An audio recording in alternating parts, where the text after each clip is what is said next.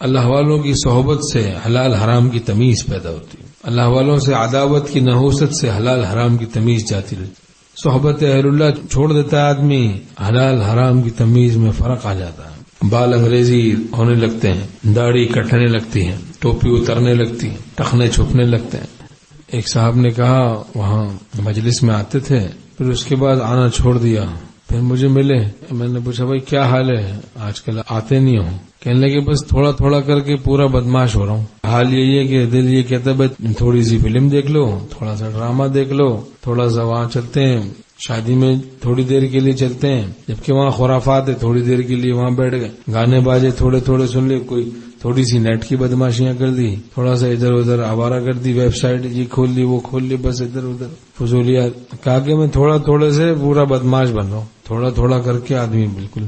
تو صحبت اہل اللہ سے حلال حرام کی تمیز پیدا ہوتی ہے، اور اہل اللہ سے عداوت کی نحوست سے